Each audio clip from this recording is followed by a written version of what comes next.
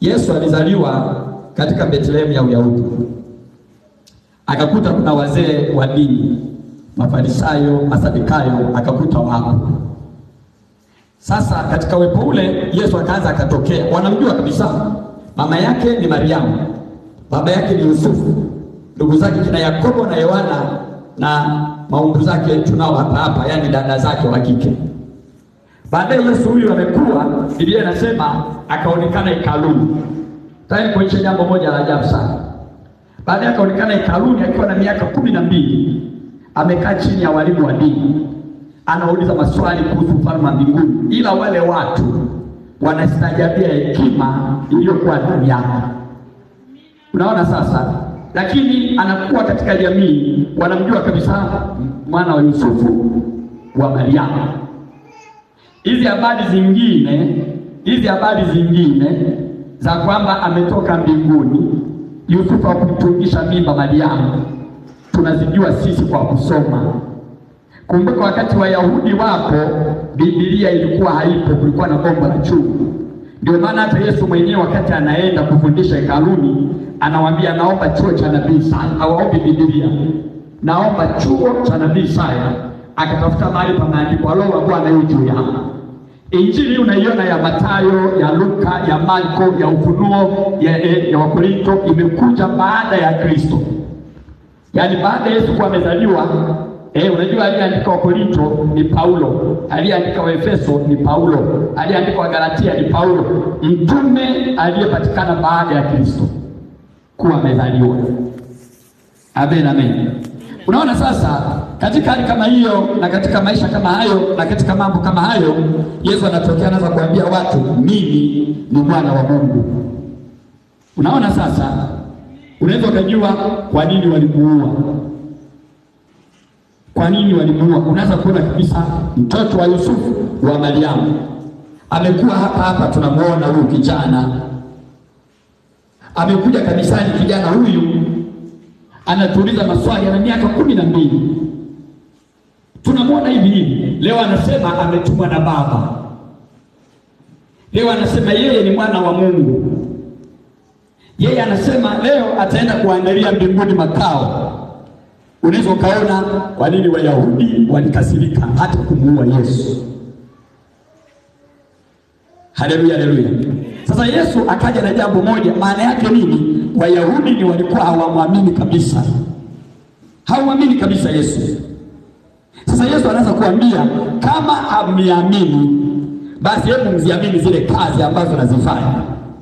Kazi gani? Viwete wanataka kutembea tena. Kazi gani? Wafu wanafufuka. Kazi gani? Viziwi wanasikia. Kazi gani? Viwete wanatembea. Kazi gani? Wenye ukoma wanatakasika. Nani katika manabii aliwahi kuyatenda hayo? Wale watu wakasema kwa kweli hatujawahi kuona. Unaona sasa? Ila wale watu walikuwa wanaishi kwenye kanuni. Wanajua kweli Kristo atarudi, ila sio kwa staili ile ya Yesu. Sio kwa staili ya kuzaliwa kwenye nyumba ya fundi seremala, alafu anakuja leo ndio mwana wa Mungu. Alafu wao wana kanuni, wanajua lazima Elia aje kwanza, alafu ndipo Yesu aje azaliwe Kristo. Amen, amen.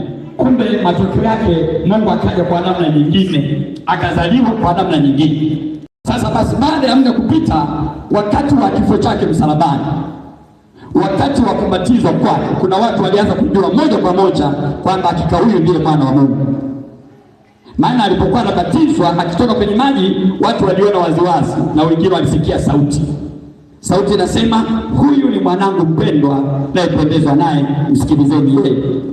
Huo shahidi wa kwanza kwamba Yesu si wa dunia hii, si wa kawaida. Ushahidi wa pili, alipokuwa pale msalabani, hata wale askari waliomsulubisha wakasema hakika huyu alikuwa mwana wa Mungu. Amen, amen. Sasa wakati anahubiri injili yake pale katikati, anahubiri injili yake, anafufua wafu, anatakasa wenye ukoma, anahubiri pale, kuna mambo wanafunzi wake wakamfuata. Wakaenda, Biblia inasema jambo la ajabu kidogo, wakaenda kumuonyesha majengo ya hekalu. Hebu sema majengo ya hekalu. Unaona hekalu lilini sasa. Waenda kumwonyesha Yesu majengo ya hekalu yaliyojengwa kwa mawe. Wakamwonyesha, unayaona haya? Kana kwamba Yesu ashangae namna yalivyojengwa. Lakini Yesu akamwambia, haya mnayoyaona yote halitabaki kitu hapa. Halitasalia hata jiwe moja katika hayo mnayoyaona hapa. Halitabaki jiwe hata moja hapa. Amen, amen. Unaona, akaanza kutuonyesha Yesu mambo ambayo yatakuja kutokea nyakati hizi tulizo nazo. Akaanza kuambia, Bwana, watakuja wengi. Watakuja makristo wa uongo, watakuja manabii wa uongo, watakuja mitume wa uongo, watakuja walimu wa uongo. Unaona, anaanza kueleza Yesu mambo hayo mapema sana. Anaeleza waongo watakuja, manake uongo ni ishara ya shetani. Amen, amen. Hebu rudia tena, sema uongo ni ishara ya shetani na ishara ya mwisho wa ulimwengu. Unaona, ishara ya uongo. Ndio maana Yesu alionya sana kwenye habari ya uongo na wale wanaopenda kufanya. Na unamwona anasema shetani anaitwa baba wa uongo. Baba wa uongo na wa hao. Shetani ni baba wa hao wapendao uongo na kufanya. Kwa hiyo akasema watakuja, ina maana roho ya uongo itaenda kila mahali katika maisha ya watu. Kazini utakuta kuna uongo. Kwenye ndoa kuna uongo. Kwenye kanisa kuna uongo. Kila mahali. Kama unanielewa sema amen. Kila mahali kutakuwa na hiyo roho ya uongo. Kila mahali. Kwa hiyo akasema, Bwana, kuna siku zinakuja ambazo hata manabii hao mnaowaona hawatakuja kama alivyokuja nabii Isaya. Hawatakuja kama alivyokuja Yeremia. Unaona, atakuja nabii, unategemea nabii huyu amekuja asaidie watu. Lakini una maandiko yanatuonyesha Yesu anawaonya wanafunzi, anasema katika siku hizo za kuelekea mwisho ulimwengu. Unajua toka Yesu mpaka leo ni miaka 2000 na 20 ngapi hapa imepita. Toka Yesu tuna miaka 2026. Toka Yesu amekuja na kuondoka duniani. Miaka 2026 sasa. Kwa hiyo haya Yesu alikuwa anaongea ni ya kizazi chetu hiki tulicho nacho. Amina, amina. Amina, amina. Unaona sasa, anaeleza Bwana atakuja nabii, atakuja mwalimu, atakuja mtume. Watu wanakimbia yeye mtume. Kumbe mtume yule wa uongo amekuja kuwadanganya, kuwapoteza. Maandiko yamesema wazi hapo, tumesoma watakuja ili kuwapoteza. Wanatokea wapi hawa? Wanatokea kuzimu, katika ufalme wa Shetani. Lakini ili dunia wapokee, kwa sababu wanajua kuna saa ambayo watu watakimbilia Mungu kila mahali. Kila mahali. Hata saa hii unaiona hii bado yale majira hayajafika ya kumkimbilia Mungu bado. Bado saa inakuja watu watakuwa, Biblia ilieleza kwa habari ya siku ambazo nabii aliziona Yoeli. Akasema watu watakuwa na kiu na njaa ya haki. Kiu na njaa ya haki. Maana yake watakuwa hawashibi katika mahekalu, masinagogi na makanisa. Maana yake na dalili ya njaa hiyo imeshaanza tayari. Dalili ya hiyo njaa ya haki na njaa ya neno na kiu ya haki imeshaanza tayari. Kwa nini? Unafika kanisani unatamani, nataka kumjua Mungu. Kuna mtu hapa hata alipojui Mungu ni nani, kwa nini amemwamini Mungu, kwa nini ameokoka, kwa nini anapaswa kuwa mtakatifu, hajui. Yaani kuna mtu ni hajui kabisa yani. Ila akienda kwenye kanisa au kwenye huduma anakuta kuna mtume, anakuta kuna mchungaji, anakuta kuna mwinjilisti. Anayo nguvu aliyopewa na shetani ya kuwadanganya. Katika Mungu aliyosema wa uongo hao. Ukifika pale tu unauliza unataka nini? Hujafundishwa nini? Hujafundishwa nini kilifanya Yesu aje ulimwenguni? Hujafundishwa. Unaambiwa tu, pokea muujiza wako. Nenda kasome Zaburi mara 46. Unaona? Sasa watu anachokifanya ni kusoma Zaburi mara 46 akitegemea apate gari, apate nyumba, lakini hizo sio kanuni ambazo Yesu aliziacha. Ukitaka ulale bila wachawi kusumbua, kasome kitabu cha Yeremia sura fulani, isome mara 40. Hiyo sio dua. Mungu ana kanuni zake. Haleluya. Ndio maana Yesu alipokuwa ulimwenguni aliacha kanuni moja tu, ombeni yote kwa jina langu nanyi mtapewa. Jina la Yesu tu. Anasema ombeni yote kwa jina langu nanyi mtapewa. Yaani ukiomba tu kwa jina la Yesu unapewa. Unaona? Lakini sasa mambo yako mengi. Wengine watapewa bendera. Ukiwa na bendera hii itakuwa ni nguvu ya Mungu katika maisha yako. Kwa hiyo watu hawa wanapotea kwa kutokujua nini? Maarifa. Kwa hiyo Yesu akasema roho ya uongo itakuja, watu watawadanganya sana. Watakuja kwa roho ya utume, watakuja kwa roho ya unabii, watakuja kwa roho ya walimu, watakuja kwa roho ya uinjilisti, watakuja, lakini wengi wao watakuwa wanakuja kuwadanganya watu wa Mungu. Amen. Na danganyaje? Sasa Yesu anasema hekalu litabomolewa. Naomba uangalie sasa, kubomoka kwa hekalu sio kwa namna ya mwili, sio kuja kulipiga kanisa nyundo. Anasema jengo la hekalu. Naomba uelewe Kiswahili vizuri. Jengo la hekalu, majengo ya hekalu. Wakaenda kumwonyesha majengo ya hekalu.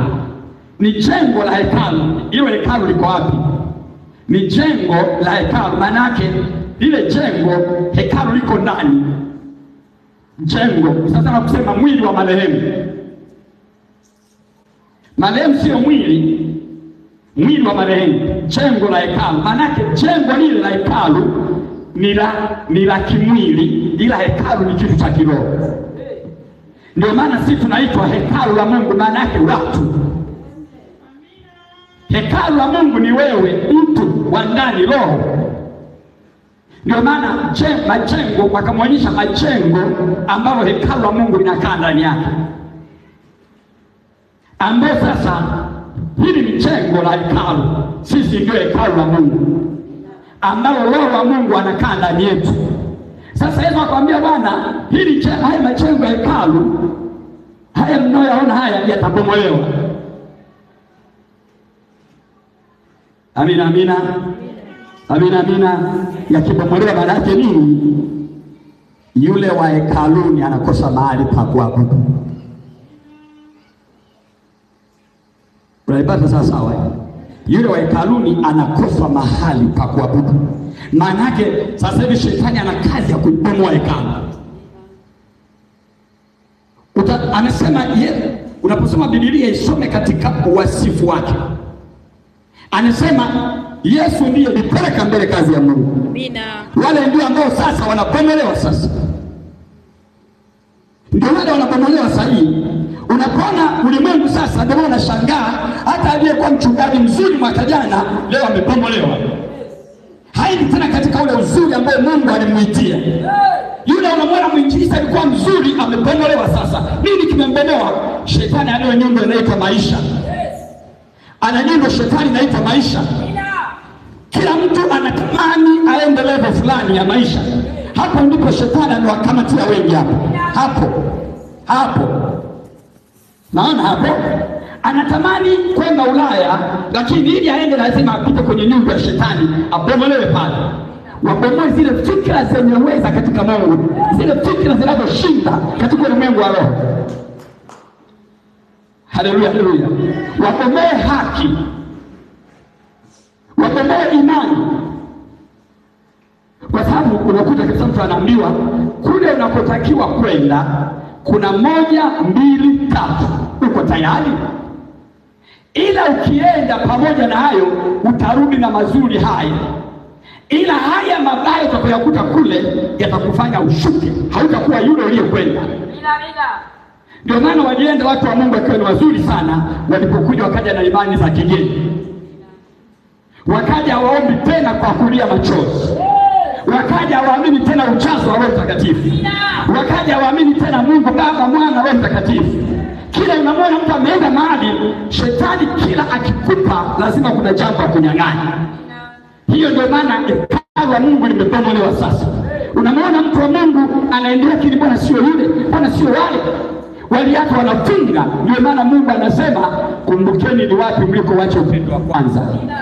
Kuna ule upendo wa kwanza wa kanisa, watu wa Mungu wameuacha kabisa. Unaona, kuna wachungaji zamani, mimi nakumbuka sisi tunaokoka, watumishi wa Mungu analia, anaomba, anagaragara kwa ajili ya watu. Anaomba Mungu, mtu akirudi nyuma analia, kwa nini huyu amerudi nyuma? Lakini leo hayo mambo hayapo. Hayapo kabisa. Hakuna mtu anasema, yani yeye ameshakiwa Mungu, ana akili zake timamu, kama hawezi kuendelea acha, Mungu atashughulika naye. Kwa hiyo na shetani amebomoa mpaka tukienda baadaye utaona Yesu anaeleza mpaka namna chukizo la uharibifu itakapokuja kuingizwa mahali patakatifu.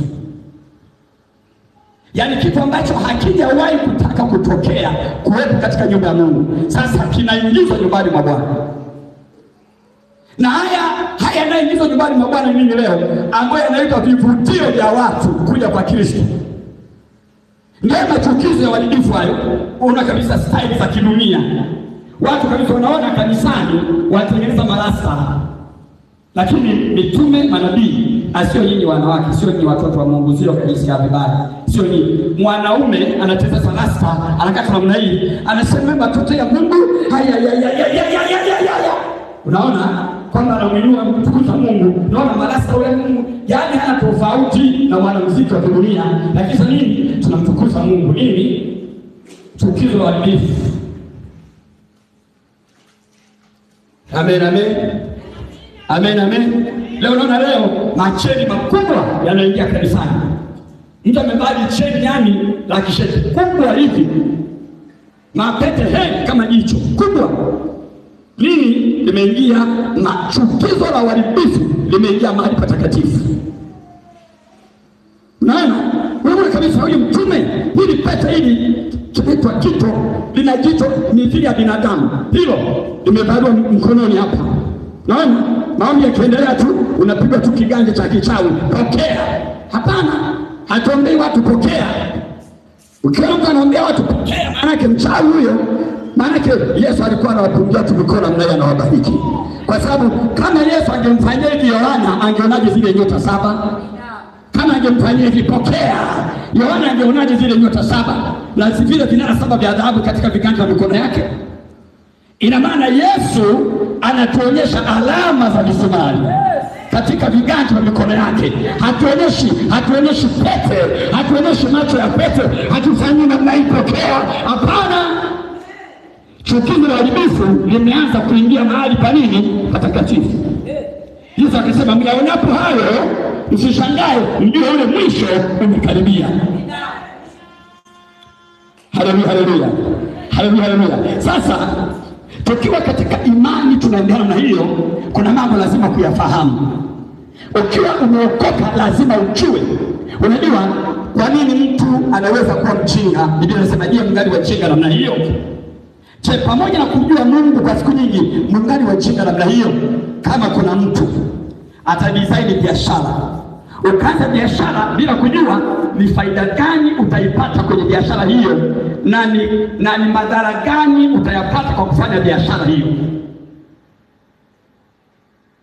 Ndio maana unaona watu wengi sana wanaofanya biashara wakafanikiwa ni wanaofanya survey. Unafanya business survey, unaanza survey for market. Unaanza kuangalia eneo hili nataka niuze gesi. Nataka niuze gesi. Wewe unachukua gesi unapeleka kuuza kijijini ambako watu wanapikia kuni. Unaenda pale unajenga shoprite kubwa. Jengo kubwa kama la kanisa, unaweka gesi kubwa, gesi ndogo na majiko ya gesi. Unaweka, ila wenyeji wa pale wanapikia kuni na kuni zenyewe hawanunui, hawana uchumi wa kununua kuni, wanaishi milimani, wanaingia kwenye vichaka, wanakata vikundi vidogo, wanakuja kupika vyakula. Wewe unaenda kuanza pale biashara ya gesi, hautapata wateja, biashara yako itaanguka. Amen, amen. Uwezi ukaenda kuanza biashara ya duka la rejareja kwenye mtaa wa matajiri ambako wanafanya maemezi yao kwa jumla. Akipata mshahara anapitia mjini, ananunua mchele kilo 20, mafuta ya kula lita 10, ananunua mtungi wa gesi, ananunua chumvi ya kilo 2, ananunua sukari kilo 5, anakuja. Alafu wewe unaenda kwa watu kama hao, unaanza duka la rejareja, kiberiti 20, chumvi ya 300, hutaona mteja, baadaye utafunga duka. Ndio maana anataka kufanya biashara lazima aende Changanyikeni, mahali ambako watu hawana uchumi wa kununua vitu vya jumla kwa matumizi ya familia. Lazima aende mahali ambako watu wana uchumi mdogo mdogo, anapata anidaiwaka, anapata 10,000, anaona 10,000 hii nikisema ninunue sembe kilo 5 ni shilingi 8,500. Nikinunua hii sembe kilo 5 na mimi nimepata 10,000. Hapa hatuna mkaa, hapa hatuna sukari, hapa hatuna mboga, hapa. Huyo mtu wa namna hiyo anaweza kuja kwenye duka la rejareja ambayo ni retail shop. Anaweza kuja, naomba sukari robo, naomba chumvi ya 500, naomba mafuta nusu Fanta, atapitia mboga ya 2,000 gengeni, atapitia kopo la mkaa, maisha yanaenda. Hawa ndio wanaendesha wafanyabiashara wadogo wadogo, na wakati wenye maduka ya jumla yanaendeshwa na watu ambao wana hela nyingi. Mtu ambaye anakuja anafanya maemezi makubwa. Kama unanielewa sema amen. Ndio maana unapoingia kwenye imani pia lazima ujue ninafanyaje na mambo yangu yataendaje. Lazima ufanye survey. Tunapokuwa tunasoma sisi uchungaji, tunasoma kuna kozi mbili tunasoma. Ya kwanza inaitwa Old Testament Survey na New Testament Survey. Unafanya survey, utafiti wa Agano Jipya na utafiti wa Agano la Kale. Alafu baadaye unaendelea na mambo mengine. Hapo unasoma kozi ya uchungaji, uinjilisti, nini, unasoma vitu vingi sana. Hii yote ina faida ya kuja kukusaidia wewe na wale watu wa Mungu ambao unakwenda kuwaongoza. Sema amen. Ndio maana kanisa lilibeba Biblia likatangulia na imani likasahau uchumi. Unaona? Tulipokea imani tukasahau uchumi nyuma, tukakimbia na imani. Tunafika mbele tunakuta mahitaji. Tunakaa jangwani. Unajikuta na Biblia una neno ila una uchumi. Ndio wana wa Israeli walipata mateso namna hiyo. Mungu alipowatoa Misri aliwaambia wachukue na uchumi wao. Ndio maana aliwaambia msisahau dhahabu, msisahau fedha, kila mtu atake kwa mtu kitu. Msisahau mifugo, mwende nayo kwenye safari ya kwenda mbinguni, mwende nayo. Kule mnaenda Kanaani, usisahau dhahabu, usisahau fedha, usisahau mifugo, usisahau uzao, usisahau watoto, usisahau. Unapokwenda na imani, kuna mambo utakiku yake ima. Haleluya! Nenda na yote. Farao anawaambia hivi, shetani anapenda wewe na jambo ambalo halina faida. Lina faida ya upande mmoja. Anawaambia tunawaruhusu na mwende pekee. Musa akasema no, tunaenda na watoto wetu. Haleluya, haleluya. Nadhani kuna shida ya umeme. Tutaendelea tu hivi. Farao anawaambia wana wa Israeli, tunawapa ruhusa mwende, lakini mwende nyinyi kama mlivyo. Musa akasema hapana, lazima twende na mifugo yetu. Maana kwa hiyo tunahitaji kumtolea Mungu nini? Sadaka, dhabihu kule jangwani. Kwa hivyo lazima twende na mali zetu. Mungu akawaambia wakati